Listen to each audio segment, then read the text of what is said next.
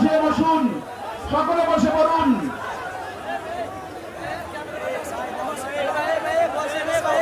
ভাই সকলে বসে যান, সকলে বসে যাই, কথা বন্ধ করে বসো, সকলে বসুন,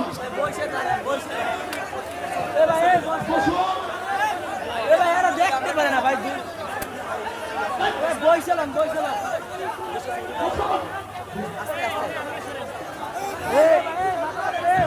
ভাই ধৈর্য ধারণ করুন।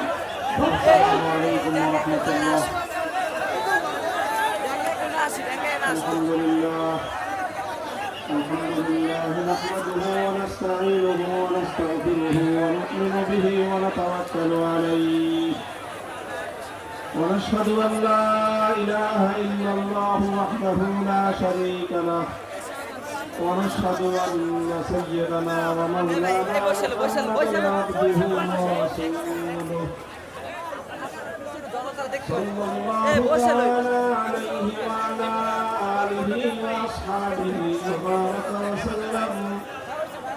وبارك وسلم تسليما كثيرا. أما بعد فأعوذ بالله من الشيطان الرجيم. بسم الله الرحمن الرحيم. ألم تر إلى الذين يزعمون أنهم آمنوا بما أنزل إليك وما أنزل من قبلك يريدون أن يتحاكموا إلى الطاغوت وقد أمروا أن يكفروا به ويريد الشيطان أن يضلهم ضلالا بعيدا. بارك الله لنا ولكم في القرآن العظيم ونفعنا وإياكم بالآيات والذكر الحكيم. اللهم صل على محمد وعلى آل محمد كما صليت على إبراهيم وعلى آل إبراهيم إنك حميد مجيد.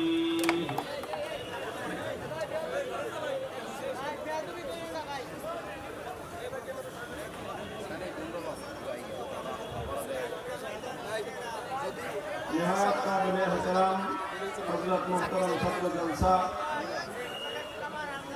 উপস্থিত হযরত উলামায়ে কেরাম, সম্মানিত শ্রদ্ধাভাজন মুরব্বী সাহেবান, সমবেত ইসলাম প্রিয়, কোরআন প্রেমিক, নবী প্রেমিক, তৌহিদি মুসলমান ভাই বন্ধুগণ, বিভিন্ন শিক্ষা প্রতিষ্ঠান থেকে সমবেত সমাগত আমার প্রাণ প্রিয় ছাত্র বন্ধুগণ, সর্বস্তরের বরিশালবাসী, বরিশাল বিভাগের কওমি মাদ্রাসা পরিষদের উদ্যোগে আজকে এই আজিমুশান ইসলামী মহাসম্মেলন এই অঞ্চলের জন্য একটি তাৎপর্যপূর্ণ ঘটনা। এই সম্মেলনের মাধ্যমে এই অঞ্চলের উলামায়ে কেরাম একদিকে যেমনিভাবে তাদের ঐক্যবদ্ধ একটি প্রয়াস জাতির সম্মুখে উপস্থাপন করতে সক্ষম হয়েছেন, ঠিক তদ্রুপ বর্তমান সমাজ, দেশ এবং রাষ্ট্রের কাছে উলামায়ে ইসলামের, উলামায়ে উম্মতের কি প্রত্যাশা, কি দাবি, জাতির উদ্দেশ্যে আমাদের কি বক্তব্য, সেটাও সম্মিলিতভাবে আমাদের পক্ষ থেকে প্রতিনিধিত্ব হিসেবে কিছু মানুষ আপনাদের সম্মুখে উপস্থাপন করার সুযোগ পেয়েছেন।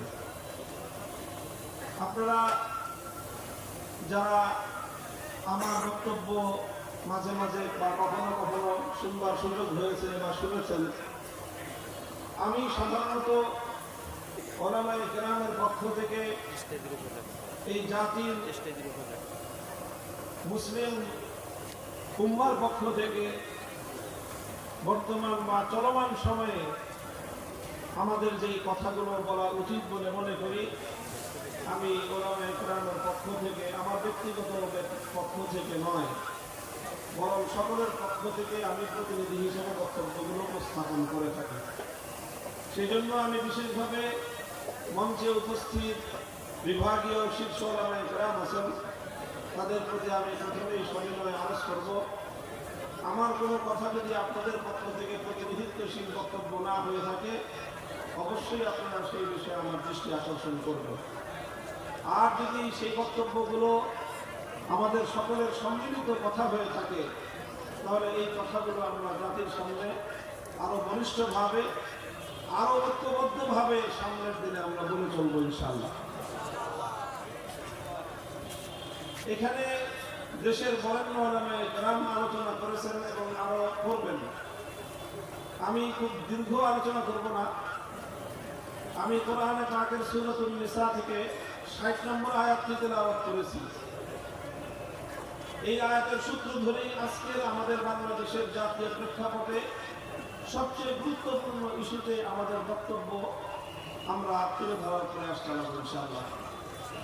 আল্লাহ পাক রব্বুল আলামিন আমার তেলাওয়াতকৃত আলোচ্য এই আয়াতের মধ্যে একটা বিষয়ে খুবই বিস্ময় প্রকাশ করেছেন। আল্লাহ পাক খুবই আশ্চর্যান্বিত হয়ে খুবই রাগ এবং ক্ষোভ নিয়ে আল্লাহ একটা প্রশ্ন তুলে ধরেছেন।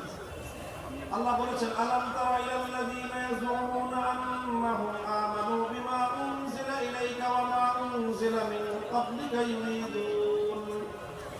يريدون أن يتحاكموا إلى الطاغوت وقد أمروا أن يكفروا به। আল্লাহ বলেছেন যে তোমরা কি লক্ষ্য করো না যে কিছু মানুষ এমন রয়েছে ইয়াজুমুনা আন্নাহুম আমানু, তারা দাবি করে যে তারা ঈমানদার, অথচ ইউরিদুনা আন ইয়াতাহাকামু ইলা তাগুত, তারা তাগুতের কাছে বিচার চাইতে চায়, তারা তাগুতের কাছে ফয়সালা চায়, তারা তাগুতের কাছে মীমাংসা চায়, সিদ্ধান্ত চায়। কোরআনে পাকের এই আয়াত দ্ব্যর্থহীনভাবে কথা স্পষ্টভাবে বিশ্ববাসীর সামনে তুলে ধরেছে যে ঈমান এবং তাগুতের কাছে বিচার এবং মীমাংসা চাওয়া, তাগুতের কাছে সিদ্ধান্ত চাওয়া, এই দুটি একত্রিত হতে পারে না। তুমি আল্লাহর উপরেও ঈমান রাখবা, আল্লাহর উপরে ঈমানদার বলে নিজেকে পরিচয় দিবা, আবার তুমি তাগুতের কাছে সিদ্ধান্ত চাইবা, এই দুটি কোনোদিন একসাথে হতে পারে না। আলো এবং অন্ধকার যেমন এক জায়গায় অবস্থান করতে পারে না, রাত এবং দিন যেমন একই সময়ে একত্রিত হতে পারে না, ঠিক তেমনি ভাবে ঈমান বিল্লাহ এবং ঈমান বিত-তাগুত, আল্লাহর উপর বিশ্বাস এবং তাগুতের উপর বিশ্বাস একত্রিত হতে পারে না। যে ব্যক্তি আল্লাহর উপর ঈমানদার হবে সে তাগুতকে অস্বীকার করবে, যে তাগুতকে বিশ্বাস করবে তার ঈমান আল্লাহর উপর মজবুত এবং ঈমান আল্লাহর উপর গ্রহণযোগ্য হতে পারে না। কোরআন স্পষ্ট বলে দিয়েছে, আত-তাবায়্যানার রুশদু মিনাল গাই, কোনটা সঠিক পথ কোনটা বিভ্রান্তি স্পষ্ট, দিবালোকের ন্যায় স্পষ্ট। ফামান ইয়াকফুর বিত-তাগুত ওয়া ইউমিন বিল্লাহ ফাকাদ ইসতামসাকা বিল উরওয়াতিল উসকা, যে তাগুতকে অস্বীকার করবে আল্লাহকে বিশ্বাস করবে সেই কেবলমাত্র মুক্তির পথে থাকবে। মুহতারাম হাজিরিন, তাগুতের এই বিষয়, তাগুতের কাছে সিদ্ধান্ত চাওয়ার এই বিষয় এবং তাগুতের সিদ্ধান্ত মেনে জীবন পরিচালনা করবার এই বিষয়টা, এটা অত্যন্ত স্পর্শকাতর এবং মুসলিম জাতির ঈমান এবং ইসলামের সাথে ঘনিষ্ঠ সম্পৃক্ত একটা বিষয়। দুঃখ এবং পরিতাপের বিষয় হলো যে এই বিষয়টা আমরা অধিকাংশ ক্ষেত্রেই হয়তো পরিস্থিতির শিকার হয়ে অথবা নানা কারণে আমরা এটাকে এড়িয়ে যাই। আজ আমি বলতে চাই, পরিস্থিতি এবং প্রেক্ষাপট যা তৈরি হয়েছে, ঈমান বিল্লাহকে, এক আল্লাহর একত্ববাদ এবং ঈমানকে যেভাবে আমাদের দায়িত্বহীনভাবে জাতির সামনে তুলে ধরার সময় এসেছে, ঠিক তদ্রুপ তাগুতি ব্যবস্থাকে অস্বীকার করার, তাগুতি ব্যবস্থার বিরুদ্ধে চ্যালেঞ্জ ছুড়ে দেওয়ার সময় এসে গিয়েছে।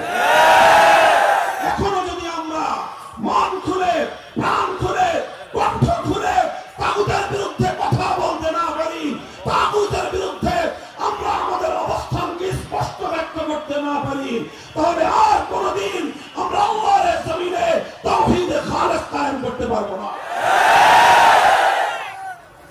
মুহতারাম হাজিরিন, আল্লাহর উপর ঈমান এবং তাগুতের উপর বিশ্বাস, এটা কখনো কেন একাকার হতে পারে না, এক জায়গায় জমা হতে পারে না। কারণ আল্লাহর সম্পূর্ণ প্রতিদ্বন্দ্বী হলো তাগুত। আল্লাহ এবং তাগুত পরস্পর প্রতিদ্বন্দ্বী। কোরআন বলে দিয়েছে যারা ঈমানদার তারা আল্লাহর পথে, যারা তাগুতে বিশ্বাসী তারা কুফরের পথে। আল্লাযীনা আমানু ইউকাতিলুনা ফি সাবিলিল্লাহ ওয়াল্লাযীনা কাফারু ইউকাতিলুনা ফি সাবিলিত তাগুত। যারা ঈমানদার তারা লড়াই করে, যুদ্ধ করে, জীবন দেয় কার পথে? যারা বেঈমান তারাও লড়াই করে, তারাও জীবন দেয়, তাদের জীবন এবং তাদের লড়াই হয় তাগুতের পথে। আল্লাহর পথ এবং তাগুতের পথ ভিন্ন ভিন্ন পথ। একটি পথের চূড়ান্ত সীমায় খোদার জান্নাত, আরেকটি পথের শেষ প্রান্তে হলো খোদার জাহান্নাম। যারা জান্নাতের পথযাত্রী জাহান্নামের পথে চলতে পারে না, যারা জাহান্নামের পথে চলেছে সেই পথে চলে কোনদিন জান্নাতে যেতে পারে না। মুহতারাম হাজিরিন, আমার আজকের আলোচনার মূল বিষয়টাই হলো তাগুতের পরিচয় জাতির সামনে তুলে ধরা এবং আজকের প্রেক্ষাপটে এই তাগুত সম্পর্কে উলামায়ে কেরামের সিদ্ধান্ত এবং তাদের কর্মনীতি আমার জাতির সামনে স্পষ্ট করা। তাগুত কাকে বলা হয়? সর্বপ্রথম পরিচয় মা হুয়া তাগুত। তাগুত কাকে বলা হয়? কোরআনে কারীম থেকে অনেকগুলো আয়াত আমি আপনাদের সম্মুখে তেলাওয়াত করলাম, যেখানে বারবার আল্লাহ পাক রব্বুল আলামিন তাগুতের কথা তুলে ধরেছেন। আরো অনেক অসংখ্য আয়াত রয়েছে কোরআনে পাকের মধ্যে যেখানে তাগুতের কঠোর সমালোচনা করা হয়েছে।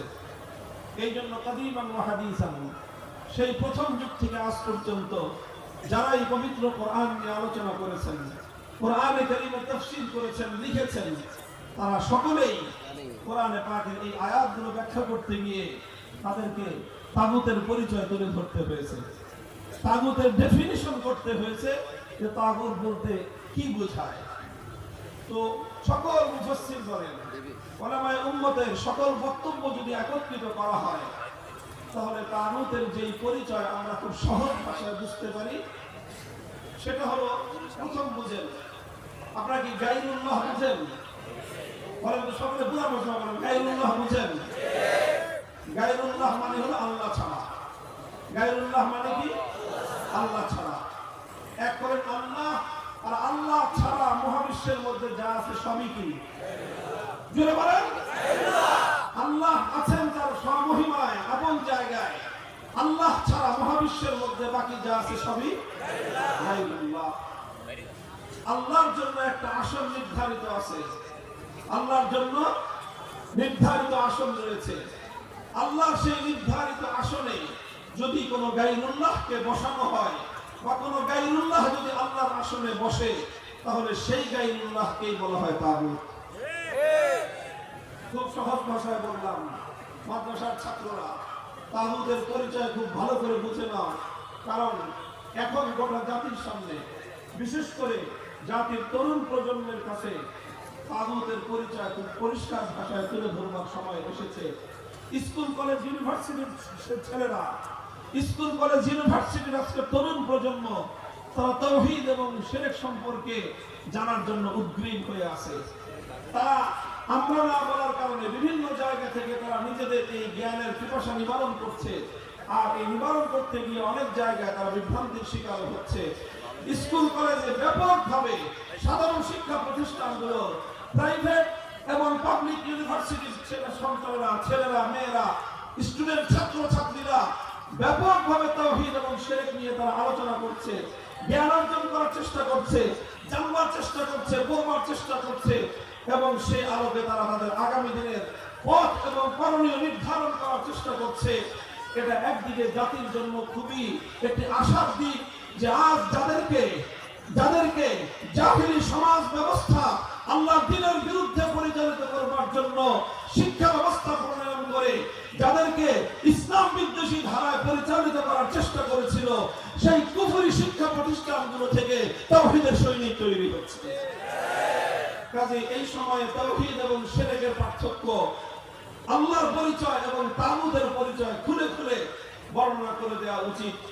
আমি আবার বলছি, তাগুত বলা হয় আল্লাহর আসনে যে গায়রুল্লাহ বসে সেই গায়রুল্লাহকে তাগুত বলা হয়।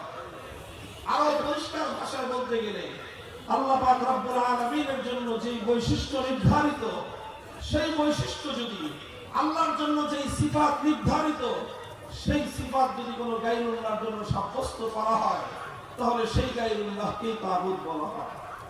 যেমন সুনির্দিষ্ট দৃষ্টান্ত হিসেবে আমি বলি, আপনারা আমার প্রশ্নের জবাব দেন। খুব বেশি প্রশ্ন আমি করব না, অল্প কয়েকটা প্রশ্ন করব, এরপরে আমি আমার আলোচনার যে মূল উদ্দেশ্য সেটা ব্যক্ত করব। সেটা হলো, আচ্ছা বলেন যে মহাবিশ্বের মধ্যে ইবাদতের হকদার একমাত্র কে? মহাবিশ্বের মধ্যে ইবাদতের মালিক একমাত্র কে? সুতরাং আল্লাহর জন্যই ইবাদত করতে হবে। সেই ইবাদত যদি আল্লাহর জন্য না করে কোন গায়রুল্লাহর জন্য করা হয়, তাহলে যেই গায়রুল্লাহ ইবাদত গ্রহণ করবে সেই গায়রুল্লাহকে বলা হয় তাগুত। তৎকালীন যুগে মানুষ আল্লাহকে বাদ দিয়ে যে সমস্ত দেব দেবতার পূজা করত, লাত, মানাত, উজ্জা, হুবাল, এই জাতীয় মূর্তিগুলোকে কোরআনে পাকের মধ্যে তাগুত বলে আখ্যায়িত করা হয়েছে। কারণ যে ইবাদত একমাত্র আল্লাহর প্রাপ্য, আল্লাহর সেই একমাত্র প্রাপ্য ইবাদত আল্লাহকে না দিয়ে যখন গায়রুল্লাহকে দেওয়া হলো, তখন সেই গায়রুল্লাহকে তাগুত সাব্যস্ত করা হলো। এটা সে যুগের কথা। আজকের যুগে হয়তো লাত, মানাত, উজ্জা, হুবাল নামক দেবতারা নাই। আজকের যুগে আছে দুর্গা, সরস্বতী, কালী ইত্যাদি বিভিন্ন নামের দেবতা। এই সমস্ত দেবতাগুলোকে যখন মানুষ পূজা করে, অথচ ইবাদতের একমাত্র মালিককে, যে ইবাদত এক আল্লাহর জন্য হওয়ার কথা ছিল, সেই ইবাদত যখন মানুষ আল্লাহর জন্য না করে দুর্গার জন্য করলো, তখন দুর্গা তাগুত হলো। আল্লাহর জন্য ইবাদত না করে মানুষ যখন কালীর পূজা করলো, তখন কালী তাগুত হলো। আল্লাহর জন্য ইবাদত না করে মানুষ যখন সরস্বতীর পূজা করলো, তখন সরস্বতী দুর্গা হলো, সরস্বতী তখন তাগুত হলো। আল্লাহর জন্য যে ইবাদত করার কথা, সেই ইবাদত আল্লাহর জন্য না করে যখন সূর্য অথবা আগুনের জন্য করা হলো, তখন ওই পরিস্থিতিতে, ওই প্রেক্ষাপটে সূর্য এবং আগুন এটা তাগুত হলো। এক কথায় যে ইবাদত এক আল্লাহর প্রাপ্য, সেই ইবাদত আল্লাহর জন্য না করে যদি গায়রুল্লাহর জন্য করা হয়, তো সেই গায়রুল্লাহই তাগুত হয়। এগুলো তো সব মরা মূর্তির কথা বললাম। এই যে দুর্গা, তারপরে সরস্বতী, কালী, এগুলো সব প্রাণহীন কিছু মূর্তি। এই প্রাণহীন মূর্তির জায়গায় কোন জীবন্ত মানুষকে বসিয়ে যদি সেই জীবন্ত মানুষের কেউ ইবাদত করে, সেই জীবন্ত মানুষকে যদি কেউ সাজদায় ইবাদত করে, তাহলে সেই জীবন্ত মানুষটাকেও বলা হবে তাগুত। মুহতারাম হাজিরিন, ইবাদত যেমন এক আল্লাহর জন্য নির্ধারিত, মহাবিশ্বের মধ্যে আল্লাহ পাক রব্বুল আলামিন ছাড়া অন্য কেউ এক চুল পরিমাণ ইবাদত পাওয়ার মুস্তাহিক এবং হকদার নয়। ঠিক তেমনি ভাবে আল্লাহ পাক রব্বুল আলামিন যেমন একমাত্র ইবাদতের উপযুক্ত, এটাকে বলা হয় তাওহীদ ফিল ইবাদাহ। এটাকে কি বলা হয় জোরে বলেন? এটাকে বলা হয় ইবাদতের তাওহীদ, এটাকে বলা হয় তাওহীদ ফিল মাবুদিয়াহ, এটাকেই বলা হয় তাওহীদ ফিল ইবাদাহ। ইবাদতের মধ্যে এক আল্লাহ পাক রব্বুল আলামিনের একত্ববাদকে বিশ্বাস না করলে একজন মানুষ যতই মুখে মুখে বলুক লা ইলাহা ইল্লাল্লাহ, এটা তার মুখের কথা হতে পারে, এটা তার অন্তরের বিশ্বাস হতে পারে না। লা ইলাহা ইল্লাল্লাহর অর্থ হলো ইবাদতের একমাত্র মালিক কে। ঠিক তেমনি ভাবে ইবাদত যেমন একমাত্র আল্লাহর প্রাপ্য, কোন গায়রুল্লাহকে ইবাদত দেওয়া যায় না। ঠিক এরকম আল্লাহ পাকের আরেকটা তাওহীদ রয়েছে, যে তাওহীদকে উলামায়ে কেরাম বলেছেন তাওহীদ ফিল হাকিমিয়্যাহ। তাওহীদ ফিল হাকিমিয়্যার অর্থ হলো এই, আসমান এবং জমিনের মধ্যখানে গোটা এই সৃষ্টি জগতের মাঝে, মহাবিশ্বের মাঝে চূড়ান্তভাবে বিধান দেওয়ার ক্ষমতা একমাত্র কার? আরো আসতে বলেন মিয়া, যুদ্ধ করতে হবে এই জিনিস নিয়ে, এখনো মিম্মি আছে। আসমান আর জমিনের মধ্যে চূড়ান্তভাবে আইন তৈরি করার ক্ষমতা একমাত্র কার? এই মহাবিশ্বের মধ্যে প্রশ্নহীন আইন তৈরি করবার ক্ষমতা কার? মহাবিশ্বের মধ্যে আনচ্যালেঞ্জেবল এই আইন তৈরি করার, আনচ্যালেঞ্জেবল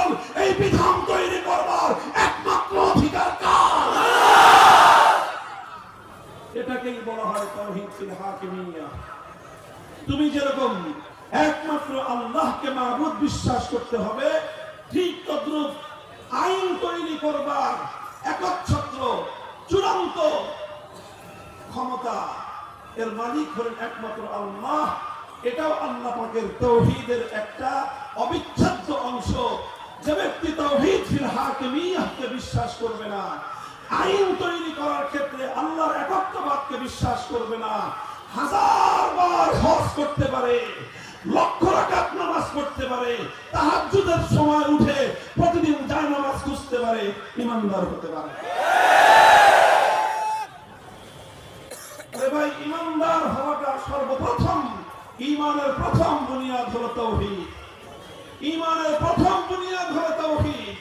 তাওহীদ যদি ঠিক থাকে, তাওহীদের উপর নির্ভর করে রিসালাত, তাওহীদের উপর নির্ভর করে আখিরাত, তাওহীদের উপর নির্ভর করে ইসলামের ঈমানের সকল বিশ্বাসগুলো এবং আসলুল উসুল, সমস্ত বিশ্বাসের মূল বুনিয়াদ হলো তাওহীদ। এই যে বলতেছিলেন আমরা সবাই যে দারুল উলুম দেওবন্দের মূল পরিচয়, দারুল উলুম দেওবন্দ প্রতিষ্ঠার প্রধান যে কথা ছিল, জাতির মধ্যে যে চার চেতনা সৃষ্টি করার মূল উদ্দেশ্য ছিল, তার প্রথম বুনিয়াদী কথা হলো তাওহীদে খালেস।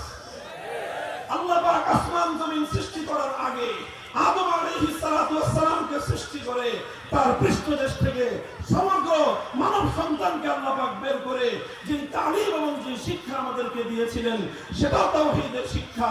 আলাস্তু বিরাব্বিকুম, মহাবিশ্বের মধ্যে একমাত্র রবকে আল্লাহ। এই জমিন এবং এই পৃথিবী ধ্বংস হওয়ার পর, মানুষের দুনিয়ার জীবন সাঙ্গ হওয়ার পর, যখন কবর জগতে যাবে, কবরে গেলে সর্বপ্রথম যেই প্রশ্ন, আর যেই প্রশ্নের উপর পরকালীন মুক্তি নির্ভর করে, তার প্রথম প্রশ্ন হলো মার রব্বুকা, তোমার রব কে?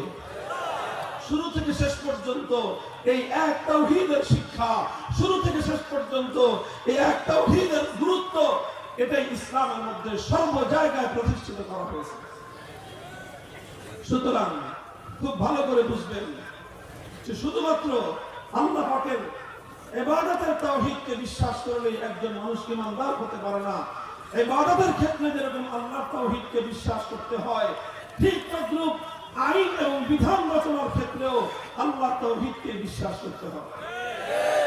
একজন মানুষ যেরকম আল্লাহকে বাদ দিয়ে যদি কোনো গায়রুল্লাহর পূজা করে, সে যতবার হজ করুক, বিরাট বড় হাজী সাহেব, বিরাট বড় জুব্বাওয়ালা, বিরাট বড় ঘোমটাধারী, সে যে যদি দুর্গার পূজা করে, ঈমানদার থাকতে পারে? কেন? সে তো হজ করেছে, সে তো ঘোমটা পড়েছে, সব কিছু করুক, যখনই সে দুর্গার পূজা করলো, তার ঈমান ঠিক থাকতে পারে না। ঠিক তদ্রূপ দুর্গার ঈমান থাকলে যেরকম ঠিক থাকতে পারে না, আল্লাহ পাক রব্বুল আলামিনের একচ্ছত্র আইন তৈরি করবার এই ক্ষমতার মসনদে তুমি যদি কোন গায়রুল্লাহকে এক মুহূর্তের জন্য বসাও, তোমারও ঈমান থাকতে পারে না। লক্ষ্য করে বুঝেন, আমি বারবার একটা কথা বলতেছি, আমার কথার সূক্ষ্মতার দিকে লক্ষ্য করুন। আমি বলছি আইন তৈরি করবার চূড়ান্ত ক্ষমতা। কি বলছি? চূড়ান্ত ক্ষমতা। কি বলতেছি? চূড়ান্ত ক্ষমতা কার? আল্লাহ। কেউ প্রশ্ন করতে পারেন, মানুষ কি আইন করতে পারবে না? হ্যাঁ, মানুষ আইন করতে পারবে। ইসলামের বিধান, মানুষেরও আইন এবং বিধান তৈরি করবার ক্ষমতা আছে, তবে মানুষের কোনো ক্ষমতা চূড়ান্ত ক্ষমতা নয়। মানুষের আইন তৈরি করবার ক্ষমতাটা চূড়ান্ত ক্ষমতা নয়, প্রশ্নহীন ক্ষমতা নয়, আনচ্যালেঞ্জেবল ক্ষমতা নয়, বরং এই ক্ষমতাটা একমাত্র কার? আল্লাহ। এটাকে যদি আমি রাষ্ট্রবিজ্ঞানের পরিভাষায় বলি, তাহলে বলা হয় সার্বভৌম ক্ষমতা, power of sovereignty. Power of sovereignty অর্থাৎ এমন ভাবে বিধান করার ক্ষমতা, যেই বিধানকে কেউ প্রশ্ন করতে পারবে না, যেই বিধান সম্পর্কে কোনো আঙ্গুল উত্তোলন করা যাবে না, যেই বিধানকে কেউ বাতিল করবার ইখতিয়ার রাখে না, যেই বিধানের বিরুদ্ধে কোনো বিধান করবার অধিকার কারো নাই, এমন একচ্ছত্র আইন তৈরি করবার সার্বভৌম ক্ষমতার মালিক একমাত্র কে? আল্লাহ। মুহতারাম হাজিরিন, খুব দুঃখ এবং পরিতাপের জায়গা এটা, খুব দুঃখ এবং পরিতাপের জায়গা। আমরা আল্লাহ পাক রব্বুল আলামিনের ইবাদতের তাওহীদকে মানি। ইবাদতের তাওহীদ মুসলিম জাতির মধ্যে প্রতিষ্ঠিত রয়েছে।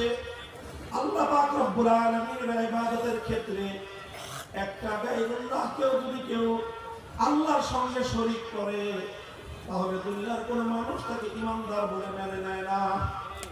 কিন্তু দুঃখ লাগে যখন মানুষ বলে জনগণের সার্বভৌম ক্ষমতার অধিকার, মানুষ যখন বলে সংসদের সার্বভৌম আইন তৈরি করবার অধিকারের কথা, তখন অসংখ্য অগণিত নামধারী মুসলমান অকপটে সে কথা মেনে নেয়। শুধু মেনে নয় তাই নয়, বরং নামধারী মুসলমানরা আল্লাহর বিরুদ্ধে আরেকটা আইন পরিষদ দাঁড় করায়, সেই আইন পরিষদকে সার্বভৌম আইন তৈরি করবার ক্ষমতা তাদের হাতে তুলে দেয়। আচ্ছা বলেন তো, যে একজন মানুষ যদি একটা দুর্গাকে ইবাদতের ক্ষেত্রে আল্লাহর সমকক্ষ সাব্যস্ত করে, তাহলে সে ইমানদার থাকতে পারে? তাহলে একটা দুর্গাকে, একটা মূর্তিকে যদি কেউ আল্লাহর সমকক্ষ সাব্যস্ত করে, সে যদি ইমানদার থাকতে না পারে, তার পরিচয় যদি হয় হিন্দু, তাহলে যারা 300-350 মানুষকে আল্লাহর সমকক্ষ সাব্যস্ত করলো আইন তৈরি করবার ক্ষেত্রে, তারা হিন্দুর চেয়ে ছোট বেঈমান না বড় বেঈমান? এই খামাখাই সমস্ত কথা মেনে রেখে হুজুরা লাভ নেই। এই সকল বেঈমানদেরকে ইমানদার সাব্যস্ত করার জন্য নানা রকম পেশগোছের কথা, এই তাবিলের কথা বলে বলে আল্লাহ বিপ্লবের মাধ্যমে প্রমাণ হয়েছে বাংলার মাটির তরুণ প্রজন্ম বিপ্লবের জন্য প্রস্তুত। বিপ্লব চায় তাওহীদের বিপ্লব, বিপ্লব চায় মূর্তির বিরুদ্ধে বিপ্লব, বিপ্লব চায় শিরকের বিরুদ্ধে বিপ্লব। বিপ্লবের জন্য ইসলামী নেতৃত্ব যদি প্রস্তুত থাকে, বাংলার মাটি ইসলামী বিপ্লবের জন্য প্রস্তুত।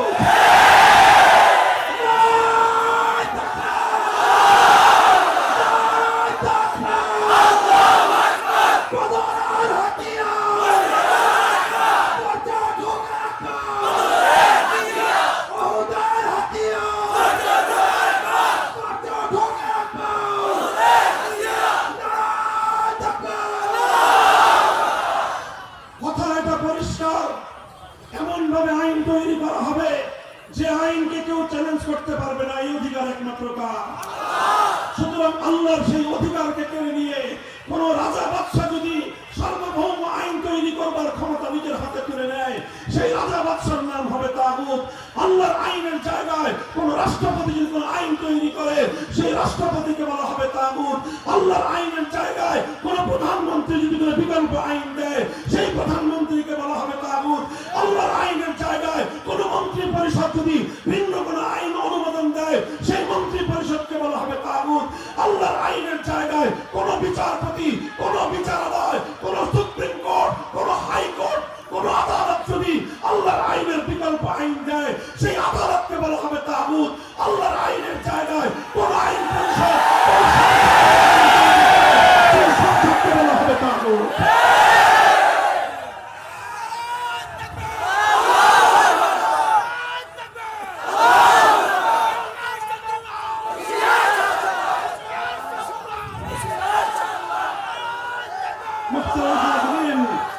এটা বড় মর্মান্তিক এক অধ্যায়, হৃদয়ে রক্তক্ষরণ করা এক ইতিহাস।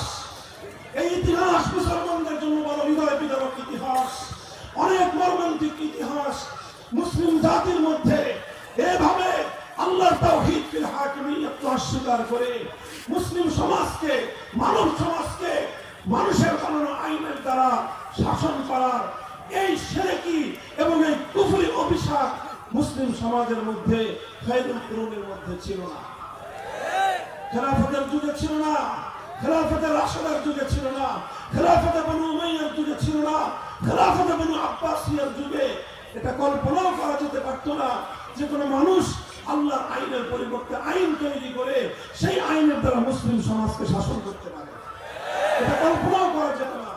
সর্বপ্রথম মুসলিম জাতির মধ্যে এই অভিশাপ, সর্বপ্রথম এই অভিশপ্ত ধারা যারা চালু করলো, তাদের পরিচয় তারা তাতারি ছিল। এই মঙ্গোলিয়ান তাতারিরা যখন মুসলমানদের খেলাফতের মার্কাজ বাগদাদকে ধ্বংস করলো, গোটা বাগদাদ এবং ইরাককে ধ্বংসস্তূপে, লাশের স্তূপে পরিণত করে তার উপর তাতারি সাম্রাজ্য কায়েম করলো এবং গোটা মুসলিম বিশ্বের বিশাল অঞ্চল তাদের সাম্রাজ্যের অন্তর্ভুক্ত করলো। এই সর্বপ্রথম তাতারিরা তাদের প্রধান নেতা চেঙ্গিস খানের প্রবর্তিত একটা আইন গ্রন্থ ছিল, যেটার নাম ইতিহাসের মধ্যে তফসিরের কিতাবগুলোর মধ্যে লেখা ইয়াসেক। এই ইয়াসেক নামক মানব রচিত আইনের দ্বারা এই সর্বপ্রথম তাতারিরা মুসলিম জাহানকে এবং মুসলিম জাতিকে তারা শাসন করতে আরম্ভ করলো। এই অভিশাপ যখন তারা শুরু করলো, মুসলমানদের ওলামায়ে কেরাম, মুসলমানদের একত্ববাদে বিশ্বাসী ইমানদাররা এক মুহূর্তের জন্য এই অভিশপ্ত ধারাকে তারা মেনে নেয়নি, বরং এই ধারা পরিবর্তন করার জন্য লড়াই করেছে, সংগ্রাম করেছে। যুগের শ্রেষ্ঠ ওলামায়ে কেরাম অন্য সকল কাজকে পিছনে ফেলে এই তাগুতি শাসন ব্যবস্থাকে উৎখাত করে আবার আল্লাহর আইনের দ্বারা আল্লাহর জমিনকে শাসিত করার সেই পবিত্র ধারায় ফিরিয়ে আনবার জন্য অনেক ত্যাগ স্বীকার করেছে, রক্ত দিয়েছে, জীবন দিয়েছে, শাহাদাতের রক্ত প্রবাহিত করেছে। বছরের পর বছর বারবার তারা কারারুদ্ধ হয়েছেন। যুগের শ্রেষ্ঠ ইমাম শেখুল ইসলাম ইবনে তাইমিয়া রাহমাতুল্লাহি আলাইহি ৬ বার কারাগারে বন্দী হয়েছেন, কিন্তু তাগুতি শাসন ব্যবস্থার সঙ্গে আপোষ করেন না। এই রক্তের বিনিময়ে, অসংখ্য অযুত প্রাণের বিনিময়ে, বহু শাহাদাতের বিনিময়ে একসময় এই মঙ্গলদেরকে পরাজিত করা হয়, তাদেরকে পরাস্ত করে খেলাফতের ধারা ফিরিয়ে আনা হয়। আর মুসলমানদের এই অটুট এবং অবিচার ইমানের সামনে আত্মসমর্পণ করে অনেক তাতারিরা নিজেরাই স্বেচ্ছা ইসলাম গ্রহণ করে এবং তারা মুসলমানদের সঙ্গে একাকার হয়ে যায়। আবার মুসলমানদের সমাজে আল্লাহর আইনের দ্বারা সমাজ শাসিত হওয়ার সেই পবিত্র ধারা আবার ফিরে আসে। এভাবেই চলেছে শত শত বছর, হাজার হাজার বছর, একেবারে খেলাফতে ওসমানিয়ার শেষ মুহূর্ত পর্যন্ত মুসলিম জাহানে আইনের উৎস ছিল কোরআন সুন্নাহ। আইন ছিল, আইনের সার্বভৌম ক্ষমতা ছিল একমাত্র তার হাতে। এরপরে শুরু হলো মুসলমানদের উপর পশ্চিমা বিশ্বের আগ্রাসন। 18 শতকের মাঝামাঝি সময়ে 1757 সালে আমাদের এই পাক ভারত উপমহাদেশ মুসলমানদের কাছ থেকে কেড়ে নিল ইংরেজরা। ব্রিটিশ সাম্রাজ্যবাদ কায়েম হলো। মুসলমানদের বিশাল আফ্রিকা অঞ্চল জুড়ে ফ্রান্সের সাম্রাজ্যবাদ কায়েম হলো, ইতালির সাম্রাজ্যবাদ কায়েম হলো। এই তিনটি সাম্রাজ্যবাদী শক্তি, ইতালি, ফ্রান্স এবং ব্রিটিশ, এক কথা ইউরোপিয়ান পশ্চিমা ইসলাম বিদ্বেষী গোষ্ঠী মুসলমানদের দেশগুলোকে দখল করে সবচেয়ে কঠিন যে ব্যবস্থাটি তারা নিল, সেটা হলো মুসলমানদের দেশ থেকে আল্লাহর আইনকে উৎখাত করে ব্রিটিশ প্রবর্তিত, সাম্রাজ্যবাদ প্রবর্তিত আইনের দ্বারা তারা জনগণকে শাসন করতে শুরু করলো।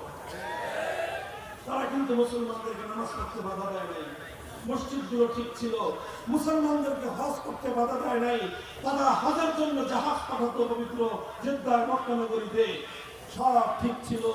তারা মুসলমানরা নামাজ পড়তো, রোজা রাখতো, হজ করতো, যাকাত দিত। মুসলমানদের মসজিদ ছিল, আযান ছিল, সব ছিল। সব থাকা সত্ত্বেও শাহ আব্দুল আজিজ মুহাদ্দিস দেহলভী রাহমাতুল্লাহি আলাইহি ফতোয়া দিলেন, সংখ্যায় মুসলমান যতই হোক, মুসলমানদের সংখ্যার দ্বারা ইসলাম সংখ্যার উপর নির্ভর করে না, ইসলাম সংখ্যার উপর ভিত্তি করে বিধান দেয় না। ইসলামের বিধান হলো এই, যেই জমিনে আল্লাহর আইনের দ্বারা জনগণ শাসিত হবে সেই জমিনকে বলা হয় দারুল ইসলাম, আর যেই জমিনে গায়রুল্লাহর আইন দ্বারা শাসিত হবে সেই জমিনকে বলা হয় দারুল হারাম। সুতরাং ভারতবর্ষে যেহেতু আল্লাহর আইনকে উৎখাত করে ব্রিটিশ প্রবর্তিত মানব রচিত আইনের দ্বারা দেশ শাসন শুরু হয়েছে, সুতরাং এটা এখন আর দারুল ইসলাম নাই, এটা দারুল হারাম, অর্থাৎ শত্রু কবলিত দেশে পরিণত হয়েছে। সুতরাং ফতোয়া হলো আবার এই মুসলিম এই এলাকাকে, মুসলিম এই জনপদকে আবার দারুল ইসলামে পরিণত করার জন্য জিহাদ করা, লড়াই করা, সংগ্রাম করা প্রতিটি মুসলমানের জন্য ফরজে আইন।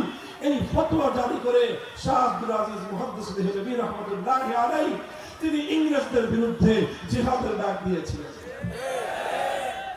একদিকে শুরু হলো মানব রচিত আইনের দ্বারা এলাকা শাসন করা, মুসলিম জাতিকে শাসন করা। বিপরীত দিকে শুরু হলো শাহ আব্দুল আজিজ রাহমাতুল্লাহি আলাইহির ফতোয়ার এই উত্তরাধিকার ধারণ করে ওলামায়ে কেরামের পক্ষ থেকে মানব রচিত আইনের বিরুদ্ধে লড়াই এবং সংগ্রামের এক শাহাদাতের ধারা। 1831 সালে বালাকোটের রণাঙ্গনে সৈয়দ আহমদ শহীদ রহমতুল্লাহি আলাইহি লড়াই করলেন, যুদ্ধ করলেন।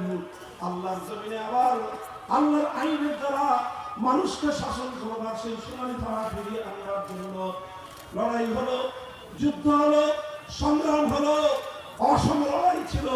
ক্ষুদ্র একটা শক্তি একটা বৃহৎ শক্তির সাথে লড়াই করলো। এই লড়াইয়ে সৈয়দ আহমদ রহমতুল্লাহ আলাইহি শাহাদাত বরণ করলেন, রক্ত দিলেন, জীবন দিলেন। ওনার একান্ত শিষ্য এবং ভক্তরা রক্ত দিল, জীবন দিল। কিন্তু তারা ইংরেজদের বিরুদ্ধে হয়তো বাহ্যিকভাবে যুদ্ধে লড়াই করতে পারে নাই, কিন্তু এক মুহূর্তের জন্য আল্লাহর আইনের বিরুদ্ধে কোন গাইবান্দার সার্বভৌম ক্ষমতার আইনকে তারা মেনে নেন নাই। শহীদ হয়ে গিয়েছেন তারা, কিন্তু জিহাদের দাবানল নেমে যায়নি। শহীদ হয়ে গিয়েছেন, জিহাদের ধারা বন্ধ হয়ে যায়নি। চলতে চলতে আবার 1857 সালে সাইয়্যিদুত তায়েফা হাজী ইমদাদুল্লাহ মুহাজির মক্কি রাহমাতুল্লাহ আলাইহি আবার সংগঠিত করলেন, আবার লড়াইয়ের জন্য তৈরি হলেন। তিনি আবার শুধু যুদ্ধ নয়, শুধু জিহাদ নয়, শুধু সংগ্রাম নয়, হাজী ইমদাদুল্লাহ মুহাজির মক্কি রাহমাতুল্লাহ আলাইহি যেই কাজ করেছিলেন, লক্ষ্য করে শুনুন। তিনি একটা খেলাফত ঘোষণা করলেন। তিনি সেই বিশাল ভূখণ্ড থেকে ব্রিটিশের আইনকে উৎখাত ঘোষণা করে আল্লাহর আইন কার্যকর করলেন। কারণ তিনি একটা খেলাফত ঘোষণা করে, যেই খেলাফতের দারুল মামলাকা রাজধানী ছিল থানা ভবন, যেখানে থানবী রহমতুল্লাহ আলাইহির জন্মস্থান, যেখানে হাজী সাহেব রহমতুল্লাহ আলাইহির খানকা ছিল।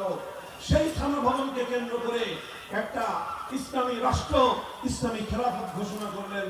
সেই খেলাফতের আমিরুল মুমিনিন ছিলেন হাজী ইমদাদুল্লাহ মুহাজির মক্কি রাহমাতুল্লাহ আলাইহি। সেই খেলাফতের সালারে আযম প্রধান সেনাপতি ছিলেন হাফেজ জামিন শহীদ রাহমাতুল্লাহ আলাইহি। তার কাজী কুযাত প্রধান বিচারপতি ছিলেন রশিদ আহমদ গাঙ্গুহি রাহমাতুল্লাহ আলাইহি। তার ওজির আলা প্রধানমন্ত্রী ছিলেন হুজ্জাতুল ইসলাম কাসিম নানুতুবি রাহমাতুল্লাহ আলাইহি। আমরা শুধু হাজী সাহেব রহমতুল্লাহ আলাইহিকে মনে করি সাইয়্যিদুত তায়েফা, আমরা শুধু বলি উনি সব পীরদের পীর ছিলেন। হ্যাঁ, অবশ্যই অস্বীকার করার কোনো উপায় নাই যে হাজী সাহেব রহমতুল্লাহ আলাইহি রশিদ আহমদ গাঙ্গুহির পীর ছিলেন, হাজী সাহেব রহমতুল্লাহ আলাইহি শাইখুল হিন্দের পীর ছিলেন, হাজী সাহেব রহমতুল্লাহ আলাইহি আশরাফ আলী থানভী রহমতুল্লাহ আলাইহির পীর ছিলেন, হাজী সাহেব রহমতুল্লাহ আলাইহি কাসিম নানুতুবির পীর ছিলেন। সকলের পীর যেমন তিনি ছিলেন, এটা যেমন তার পরিচয় তিনি সাইয়্যিদুত তায়েফা, সঙ্গে সঙ্গে এটাও তার পরিচয় তিনি এই ভূখণ্ডের আমিরুল মুমিনিন ছিলেন। আজ আমরা এমন পীর চাই, এমন আলেম চাই, যারা আল্লাহর জমিনে আবার আল্লাহর আইনকে ফিরিয়ে আনবার জন্য, আল্লাহর জমিনে মানব রচিত আইনকে উদ্ধার করার হিম্মত নিয়ে জাতিকে নেতৃত্ব দেবেন। ইনশাআল্লাহ হাজী ইমদাদুল্লাহ মুহাজির মক্কির সন্তানরা সে কাজ করবে ইনশাআল্লাহ। মুহতারাম হাজিরিন, আমি যে কথাটা বলার জন্য ইতিহাসের ধারা টানছি, 1857 সালের সামেরের রণাঙ্গনে জিহাদ করে ওনারা টিকতে পারলেন না। হাফেজ জামিন রহমতুল্লাহ আলাইহি শহীদ হলেন।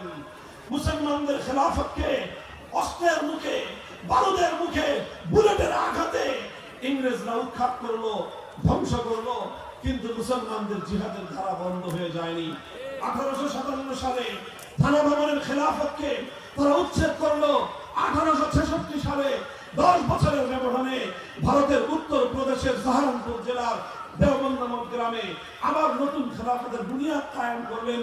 সেই বুনিয়াদের মধ্যে উপর দিয়ে একটা সাইনবোর্ড টানালেন। সাইনবোর্ডটা হলো দারুল উলুম দেওবন্দ। অন্তর্নিহিত উদ্দেশ্য হলো আবার আল্লাহর জমিনে আল্লাহর আইন ফিরিয়ে আনতে হবে, তার জন্য এক অব্যাহত সংগ্রাম।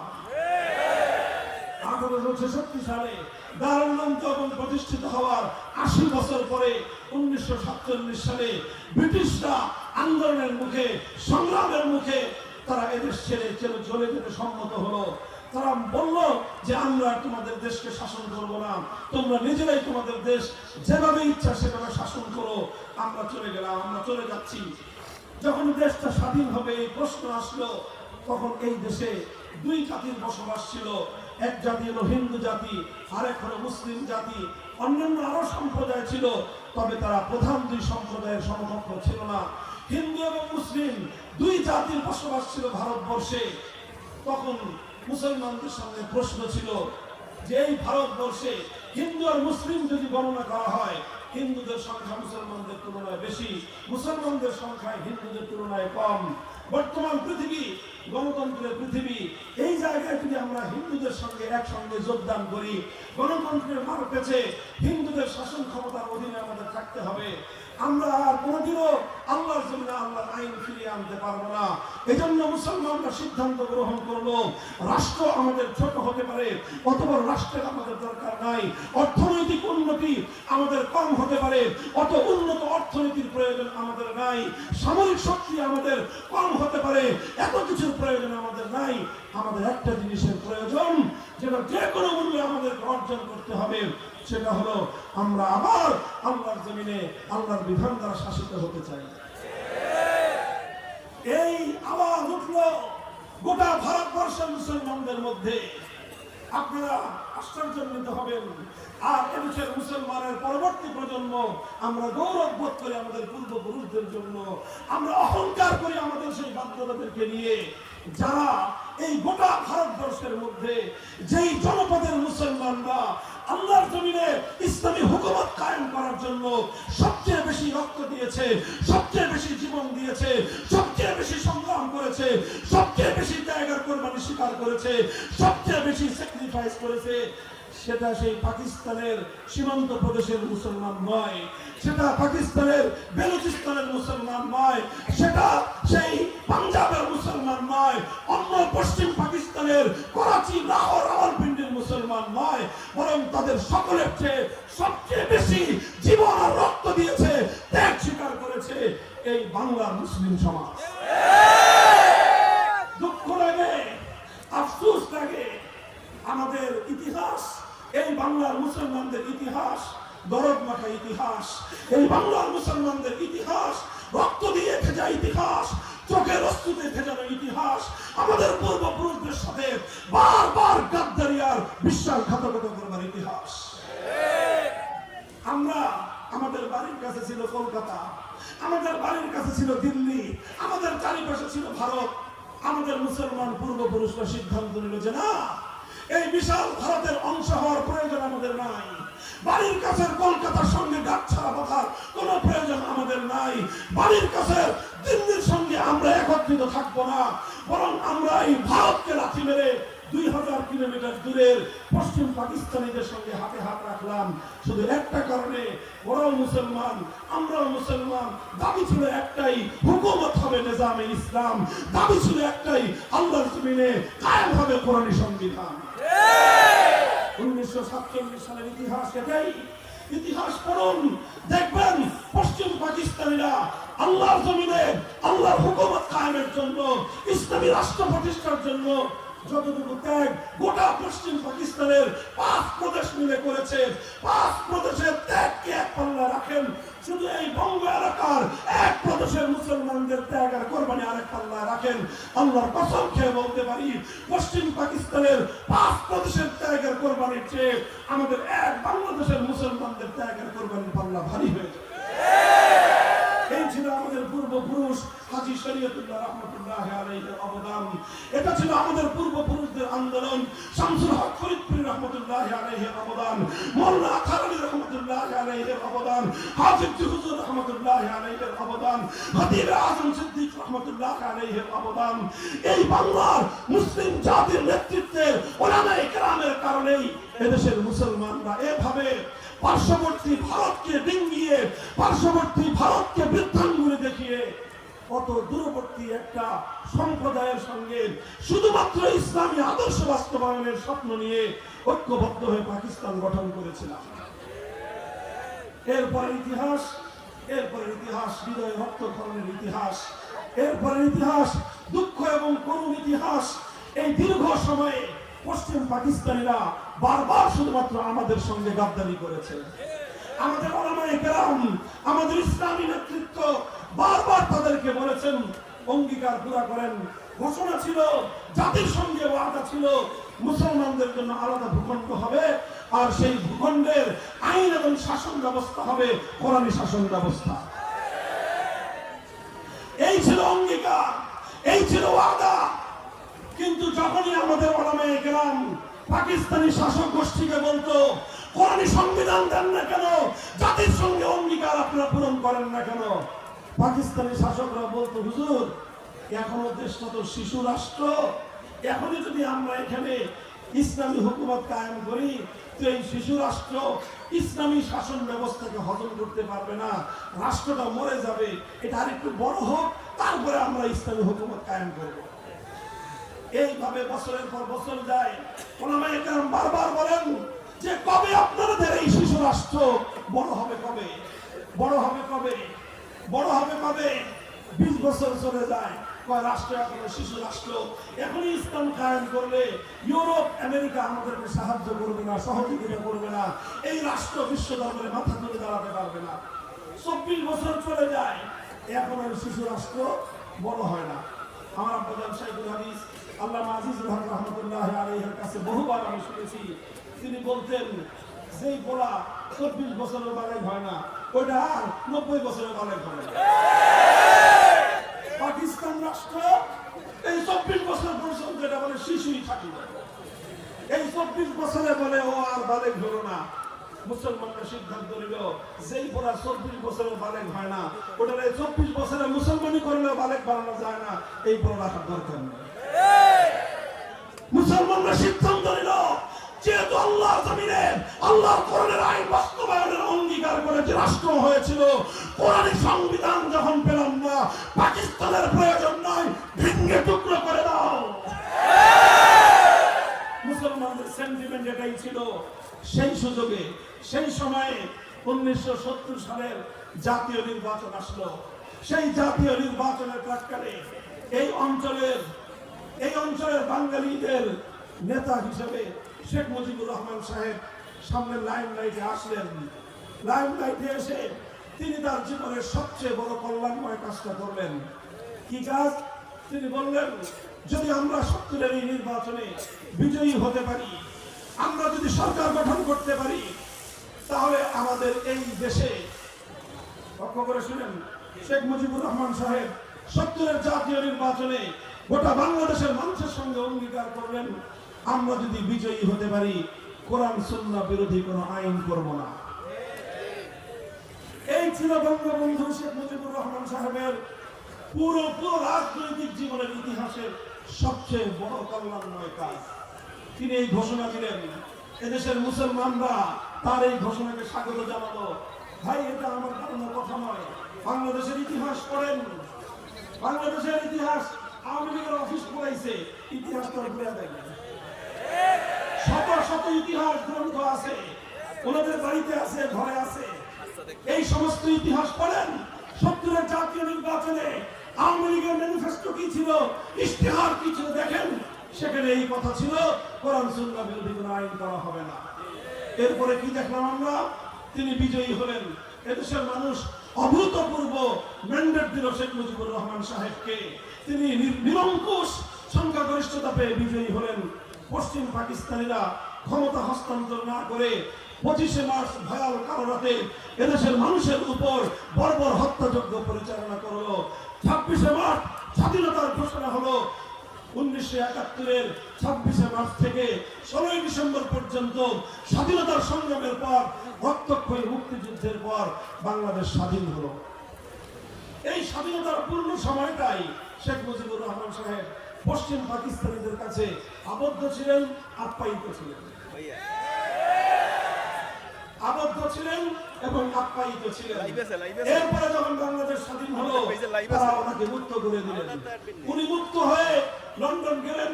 শ্রীমতী ইন্দিরা গান্ধীর সঙ্গে ওনার গল্প স্বল্প হলো, আলাপ আয়োজন হলো। সব কিছু হওয়ার পর শ্রীমতী ইন্দিরা গান্ধী, ভারতের তৎকালীন প্রধানমন্ত্রী, একটা ছোট্ট চিরকুট শেখ মুজিবুর রহমান সাহেবের মুজিব কোটের পকেটে ঢুকিয়ে দিলেন। শেখ মুজিবুর রহমান সাহেব বাংলাদেশে আসলেন।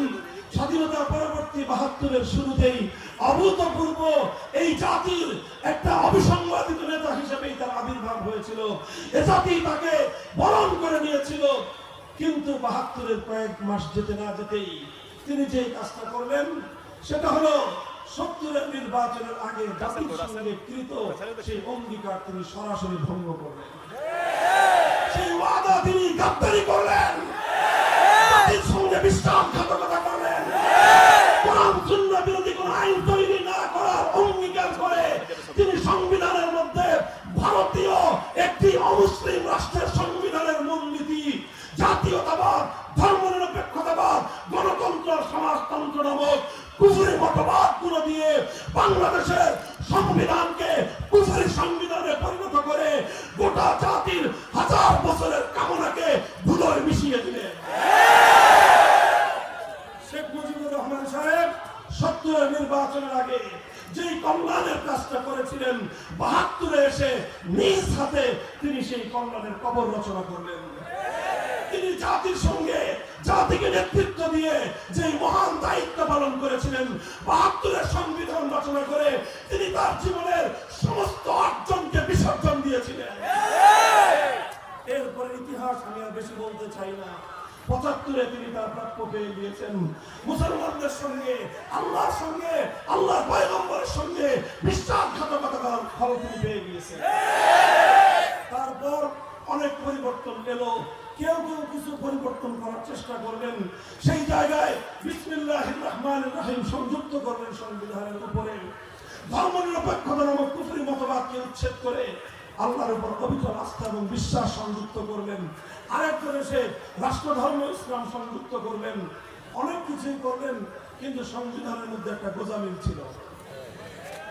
যদি আল্লাহর উপর আস্থা, অবিচল আস্থা এবং বিশ্বাস সংবিধানের ভিত্তি হয়ে থাকে, তাহলে বাংলাদেশে কোরআন সুন্নাহ বিরোধী কোন নীতিমালা চলতে পারে না, আইন চলতে পারে না, বিধান চলতে পারে না। এই জন্য আবার এই ফ্যাসিবাদ দেশে এই খুনি ফ্যাসিবাদী স্বৈরাচারী শেখ হাসিনার সবচেয়ে বড় কুকীর্তি হলো বাংলার সংবিধান থেকে আবার আল্লাহর উপর আস্থা এবং বিশ্বাসকে তুলে দিয়েছে।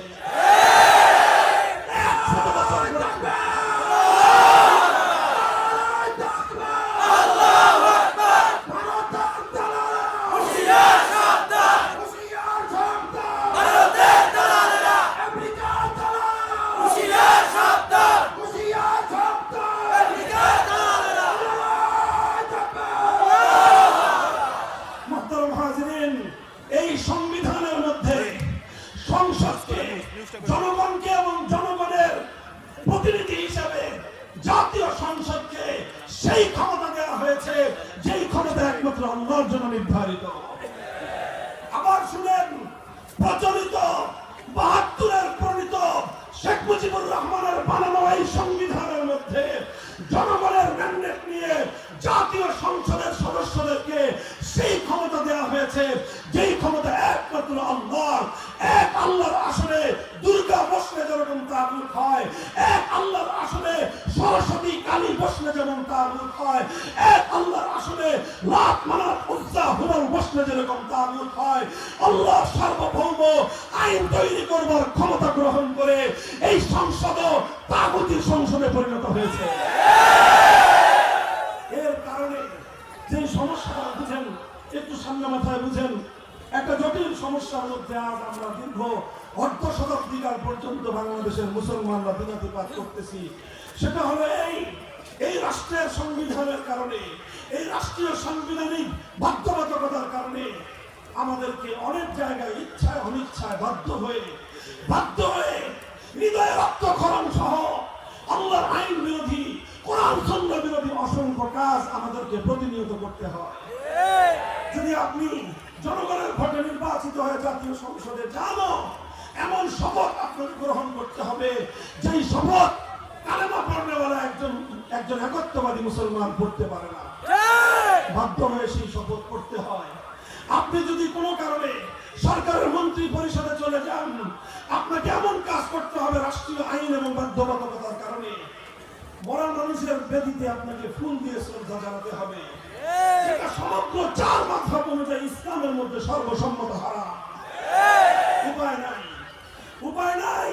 রাষ্ট্রীয় বাধ্যবাধকতার কারণে আপনি আলেম হন, হাজী হন, মুফতি হন, আপনাকে মন্ত্রী হতে হলে সেই মরা মানুষের বেদিতে আপনাকে শ্রদ্ধা জানিয়ে, ফুল দিয়ে শ্রদ্ধা জানিয়ে আল্লাহর পয়গম্বরের সুন্নাহর আদর্শ, ইসলামের ফরজ বিধানকে প্রত্যাখ্যান করে হারামের উপর আমল করে আপনাকে মন্ত্রিত্ব চালাতে হয়।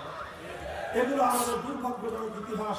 আরো অনেক কাজ রয়েছে যেগুলো শুধুমাত্র একটা কারণে আমরা করতে বাধ্য হই, সেটা হলো আমাদের সংবিধানের মধ্যে এক আল্লাহর ক্ষমতাকে ভাগ করে 350 জন এমপির মধ্যে ভাগ করে দেওয়া হয়েছে। সেই পবিত্র বাইতুল্লাহ নগরে মক্কার কুরাইশের বেঈমানরা এক আল্লাহর জায়গায় 360 খোদা বসিয়েছিল। আর আমার দেশের শাহজালালের দেশে, শাহপরানের দেশে, খানজাহান আলীর দেশে, হাজী শরীয়তুল্লাহর দেশে এক আল্লাহর জায়গায় 350 খোদা সংসদে বসানোর আসল তৈরি করা হয়েছে। আরো দুঃখজনক ইতিহাস, একটা সময় চলতে চলতেই 1/11-এর পরে যে সরকার আসলো, সেই সরকার ইসলামের পথকে আরো সংকুচিত করে দেওয়ার জন্য বাংলাদেশে যারা ইসলামী হুকুমত বাস্তবায়নের জন্য রাজনীতি করে, আন্দোলন করে, সংগ্রাম করে, তাদের গলাকে চেপে ধরবার জন্য আইন করলো নির্বাচন কমিশনের নিবন্ধন বাধ্যতামূলক। নির্বাচন কমিশনের নিবন্ধন বাধ্যতামূলক হওয়ার কারণে যারা ইসলামী রাজনীতি করে তাদের জন্য দুনিয়াটা আরো সংকীর্ণ হয়ে গেল। চাইলেও ইসলামের সব কথা এখন আর বলা যায় না। কত দুঃখজনক একটা পরিবেশে আমরা রয়েছি, জানি না আপনারা অনুভব করেন কিনা। এই যে হুজুর আছেন, আমাদের সকলের হৃদয়ে রক্তক্ষরণের একটা ইতিহাস, দুটো ঘটনা আমি বলি। এই যে দেখেন, বাংলাদেশে এই 1/11-এর সরকার আসার আগ পর্যন্ত ইসলামী শাসনতন্ত্র আন্দোলন নামে রাজনৈতিক দল ছিল আমাদের, ছিল। এই শাসনতন্ত্র আন্দোলন বাংলাদেশের শীর্ষ সকল ওলামায়ে কেরাম মিলে গঠন করেছিলেন। উদ্দেশ্য ছিল বাংলাদেশে কুফরি শাসনতন্ত্রকে উৎখাত করে ইসলামী শাসনতন্ত্র প্রতিষ্ঠা করা হবে।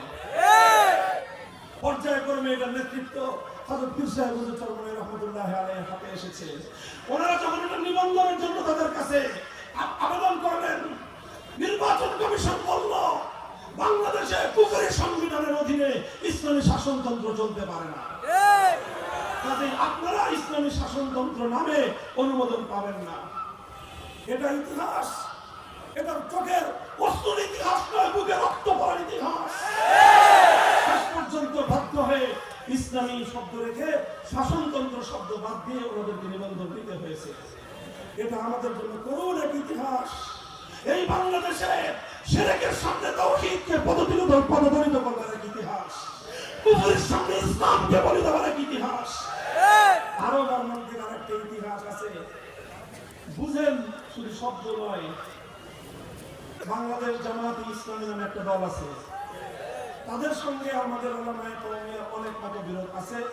সেই মতবিরোধের জায়গাগুলো একটা ভিন্ন জায়গা, কিন্তু একটা জায়গায় আমরা সকলে একমত, সেটা হলো আল্লাহর জমিনে আমরা আল্লাহর হুকুমত চাই। আমরা আল্লাহর জমিনে ইসলামের হুকুমত চাই। এই বাংলাদেশ জামায়াতে ইসলামীকে বাংলাদেশের সর্বোচ্চ আদালত হাইকোর্ট থেকে তাদের নিবন্ধন বাতিল করে দিল। কেন বাতিল করলো? ৭১ সালের তাদের বিতর্কিত ভূমিকার কারণে না, ৭১-এর মুক্তিযুদ্ধের ভূমিকার কারণে নয়। তাহলে কেন? আম্বিয়া কেরামকে মাসুম মানে না, সাহাবায়ে কেরামকে মেয়ারে হক নিয়ে তাদের আলোচনা আছে, এই কারণে না, এই সকল কারণে নয়। বাংলাদেশ জামায়াতে ইসলামীর নিবন্ধন বাতিল ঘোষণা করেছিল হাইকোর্ট শুধু এই কারণে যে তাদের সংবিধানে আল্লাহর সার্বভৌম ক্ষমতার কথা বলা হয়েছে, তাদের সংবিধানে তাওহীদের কথা আছে। অর্থাৎ আদালত বলতে চায় বাংলাদেশে শিরকের রাজতন্ত্র চলবে, শিরকের তন্ত্র চলবে, বাংলাদেশে কুফরি সংবিধান চলবে, আল্লাহর সার্বভৌমত্বের কথা বলা যাবে না। বলেন, এই ঘটনার পরেও এদেশের লক্ষ লক্ষ মুসলমান এখন আমরা মাটির উপর দিয়ে বিচরণ করি, এটা আমাদের জন্য অনেক বড় একটা কষ্টের বিষয়, হৃদয় বিদারক একটা বিষয়। আপনারা হৃদয় দিয়ে অনুভব করেন কিনা আমি জানি না। বলবেন, হুজুর এই সকল কাজ কেন করতেছেন? এই ইসলামী সম্মেলন রাজনৈতিক আলাপ কেন করেন? আমি দেখেন, আমি সেই ইসলামকে বিশ্বাস করি যে ইসলাম মুকাম্মাল নিজামে হায়াত, যে ইসলাম কমপ্লিট কোড অফ লাইফ, যে ইসলাম রাজনীতি এবং রাষ্ট্র ছাড়া পূর্ণাঙ্গ হতে পারে না। কাজেই রাজনীতির আলাপ আমাদের কথায় আসবেই, রাষ্ট্র ব্যবস্থায় কুফরি সংবিধানের বিরুদ্ধে আমাদের বলতেই হবে, আমরা বলতেই থাকবো। আমরা আল্লাহর জমিনে আল্লাহর খেলাফত কায়েম করবো, শাহাদাতের রক্ত দিব।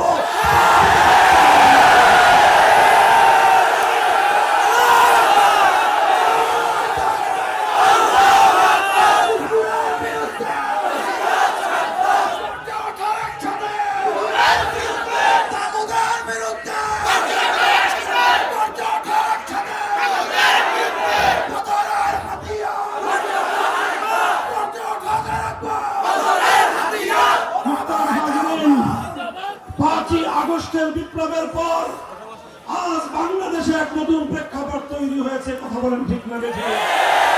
আমার যুব এবং তরুণ প্রজন্ম রক্ত দিয়ে যে স্বাধীনতা এনেছে, সেই স্বাধীনতার তাৎপর্য উপলব্ধি করতে হবে।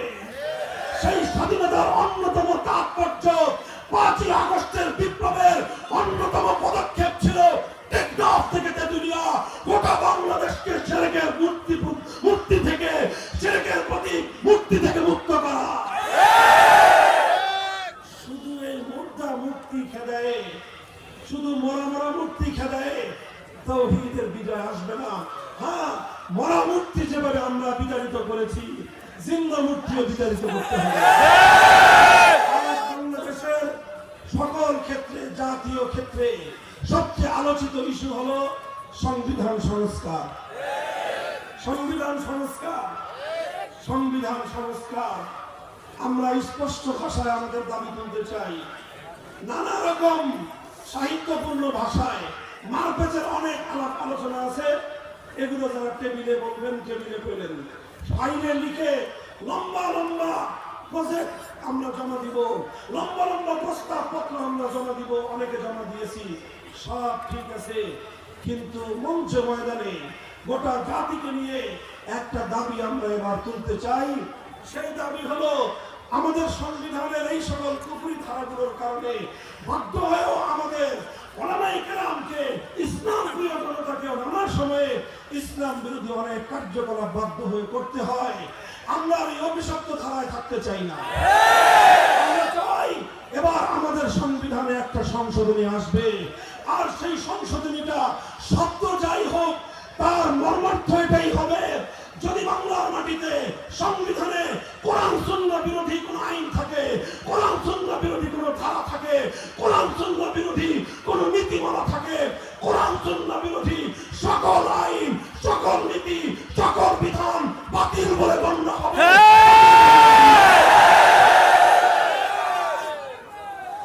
এইরকম একটা সংশোধনী আমরা চাই, যেই সংশোধনের মাধ্যমে আইন তৈরি করবার সার্বভৌম ক্ষমতা মহান আল্লাহর জন্য সংরক্ষিত থাকবে, আর আল্লাহর আইনের বিরুদ্ধে কোন আইন মুসলমানদের বাংলাদেশের সংবিধান অনুযায়ী সংবিধান সম্মত হতে পারবে না।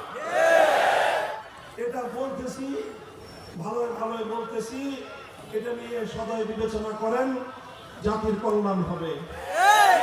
আমি আপনাদেরকে আরেকটা কথা বলি, এই যে দেখেন আগস্ট এবং জুলাই এবং আগস্টের বিপ্লব হলো, এই বিপ্লবে কিন্তু 18 কোটি মানুষের মধ্যে 9 কোটি মানুষকে রাস্তায় নামতে হয় নাই। নামতে হয়েছে কয় লক্ষ? সারা দেশ মিলে সর্বোচ্চ 1 কোটি মানুষ রাস্তায় নেমেছে, বাকিরা তাদের সমর্থনে ছিল। হয়তো 1 কোটিও না, হয়তো 50 লক্ষ বা 20 লক্ষ মানুষ নেমেছে, ফ্যাসিবাদের বিদায় হয়েছে। এবার আমাদেরকে প্রস্তুতি নিতে হবে। এই 5ই আগস্টের বিপ্লবকে আমি মনে করি এটা ইসলামী বিপ্লব নয়, তবে ইসলামী বিপ্লবের সূর্যোদয়ের আগের সুবহে সাদেক। সুবহে সাদেক উদিত হওয়ার পর যেরকম গোটা বিশ্বের মানুষ অধীর আগ্রহ নিয়ে অপেক্ষা করে, আর কিছুক্ষণ পরে সূর্যের উদয় ঘটবে, রাতের অন্ধকার অমানিসা দূর হবে, ঠিক তদ্রুপ 5ই আগস্টের মুক্তি বিরোধী বিপ্লবের পরে, ফ্যাসিবাদের উৎখাতের পরে এই বাংলার জমিনে যে অভ্যুত্থান হয়েছে, সে অভ্যুত্থানের পরে এদেশের মানুষ অধীর আগ্রহে অপেক্ষা করছে শুধু ফ্যাসিবাদ নয়, কোরআন বিরোধী, ইসলাম বিরোধী সকল অপশক্তি বাংলার মাটি থেকে চিরতরে উৎখাত হবে।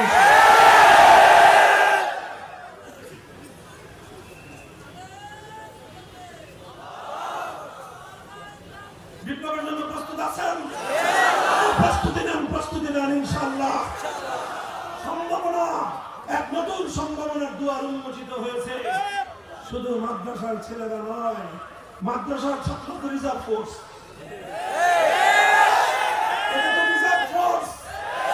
চূড়ান্ত সময়ে কাজে লাগবে ইনশাআল্লাহ। স্কুলের ছেলেরা, কলেজ ইউনিভার্সিটির ছেলেরা তাওহীদকে ধারণ করার জন্য প্রস্তুত হয়ে আছে, বুকের মধ্যে তাদের রক্ত জমাট বেঁধে আছে। তাওহীদের কথা বলো, আল্লাহর জমিনে আমরা আর কুফরি সংবিধান দ্বারা শাসিত হতে চাই না। এরপরেও যদি সংস্কারের মাধ্যমে আমাদের এই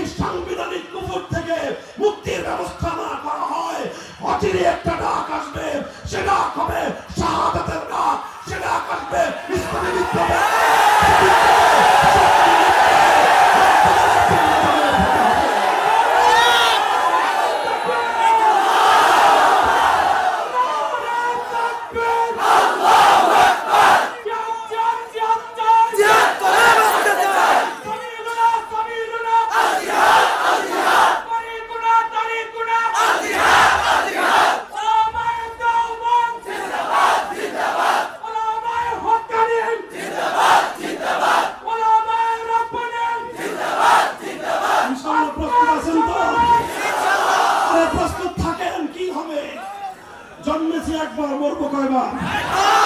আরে শহীদ আবু সাঈদ বুক পেতে দিল, জালিমের বুলেটের সামনে বুলেট আঘাত করলো, তার প্রাণ প্রদীপ নিভে গেল, কিন্তু আবু সাঈদ মরে যায় না। আবু সাঈদরা মরে না, বরং জীবন গিয়েছে, জীবনের দ্বারা সে অমর হয়ে আছে। যদি একটা ফ্যাসিবাদের বিরুদ্ধে জীবন দিয়ে যদি সে অমর হতে পারে, আলহামদুলিল্লাহ আবু সাঈদের কবরের পাশে ইসলামের মার্কাজ প্রতিষ্ঠিত হচ্ছে। ওলামায়ে উম্মত সে দায়িত্ব পালন করছেন। ইনশাআল্লাহ এভাবে 2000 তাজা রক্তের বিনিময়ে যেভাবে বাংলার মাটি থেকে নব্য গৌর গোবিন্দকে উৎখাত করা হয়েছে, আবার যদি আমরা প্রস্তুত হয়ে আরেকবার মাঠে নামতে পারি, শাহজালালের সোনা বাংলা গড়ে উঠবে ইনশাআল্লাহ। ঈদগাহে জামায়াত হওয়ার জন্য প্রস্তুত হও, নিজেদেরকে সব দিক থেকে প্রস্তুত করো, গোটা জাতিকে নেতৃত্ব দেওয়ার যোগ্যতা অর্জন করো, জাতির সঙ্গে একাকার হয়ে মিশে যাওয়ার সেই যোগ্যতা অর্জন করো। ইনশাআল্লাহ আগস্ট বিপ্লবে যেরকম বিভেদের সমস্ত দেয়ালগুলো গুড়িয়ে দিয়ে স্কুল কলেজ ইউনিভার্সিটির মাদ্রাসার ছাত্ররা এক কাতারে দাঁড়িয়ে গিয়েছিলেন, চূড়ান্ত ইসলামী বিপ্লবের জন্য গোটা বাংলার মাটি থেকে এভাবেই আল্লাহর দ্বীনের সৈনিকেরা আবার রাজপথে নেমে আসবে। ইনশাআল্লাহ আগামীর বাংলাদেশ হবে ইসলামের বাংলাদেশ, আগামীর বাংলাদেশ হবে খেলাফতের বাংলাদেশ। সেজন্য আমাদেরকে প্রথমে রাতের অন্ধকারে চোখের অস্ত্র দিতে হবে, দিনের বেলায় পরিশ্রম করে ঘাম ছড়াতে হবে। এ রক্ত, এই চোখের অস্ত্র আর ঘাম যখন জমাট বাঁধবে, সেখানে থেকে রক্ত তৈরি হবে। আর সেই রক্তের নাসরানা দিয়ে শাহাদাতের বিনিময়ে লক্ষ কোটি প্রাণের প্রয়োজন হলে লক্ষ কোটি প্রাণ দিয়ে হলেও পূর্বপুরুষদের আমানত পবিত্র এই জনপদে আল্লাহ দ্বীনের কায়েম শাসন ব্যবস্থা, খেলাফতের শাসন ব্যবস্থা কায়েম করেই ছাড়বো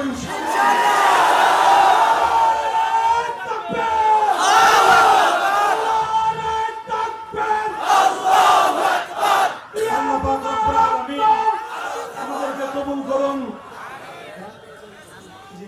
আল্লাহ আমাদেরকে কবুল করুন, তৌফিক দান করুন।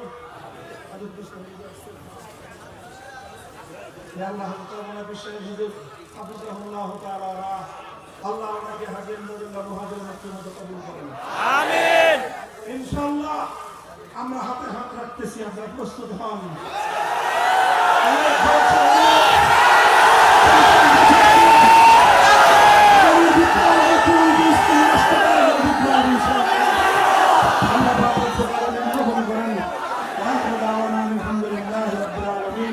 আসসালামু আলাইকুম ওয়া রাহমাতুল্লাহ।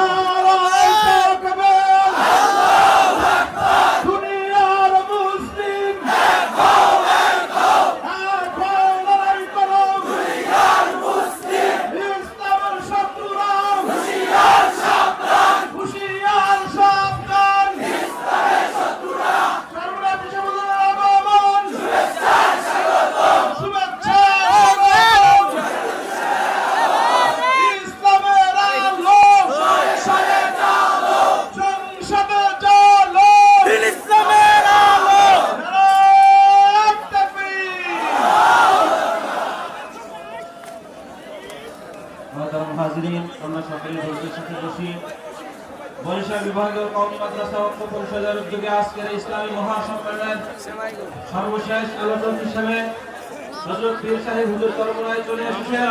তিনি সংক্ষিপ্ত আলোচনা করবেন। হুজুরের দোয়া করার আগে আমরা কেউ বের হব না এখান থেকে ইনশাআল্লাহ। হযরতের দোয়ার পরে আমরা এখান থেকে বের হব। মেহেরবানি করে আমরা সকলেই বসে যাই, ভাই মেহেরবানি করে সকলেই বসে যাই। অল্প সময়ের মধ্যেই ইনশাআল্লাহ হুজুর আলোচনা করে দোয়া করে দিবেন। তার আগে আমাদের বরিশাল বিভাগীয় কওমি মাদ্রাসা ঐক্য পরিষদের সম্মানিত সভাপতি সাহেব আপনাদের সামনে কিছু গুরুত্বপূর্ণ আলোচনা করবেন ইনশাআল্লাহ।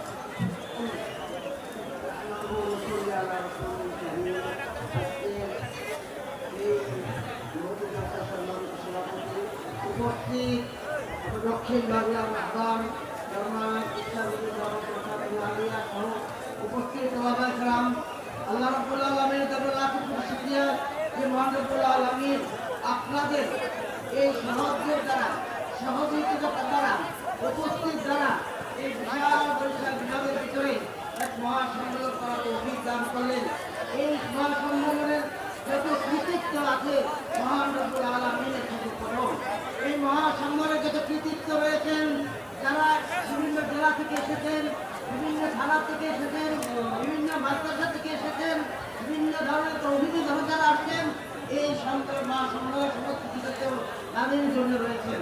আমি একটা কথা বলতে চাই, আমরা যে বরিশাল বিভাগীয় কওমি মাদ্রাসার পক্ষ থেকে যে ঐক্য ডাক এসেছে, আমাদের মুরব্বীদের ছাত্র চায় এর ক্ষেত্রে আমাদের বরিশালে যারা মুরব্বীরা যারা রয়েছে বিশেষভাবে জামিয়া ইসলাম আহমদ হযরত মাওলানা ওবায়দুর রহমান মাহবুব, জনাব হযরত মাওলানা মুফতি নুরুল্লাহ সাহেব, জনাব হযরত মাওলানা শাকির আহমদ সাহেব হুজুর সহ এদের ছাত্র ছায় আমাদের বিভাগীয় কওমি মাদ্রাসা ঐক্য পরিষদের এই ঐক্য কার্যক্রম চলতেছে।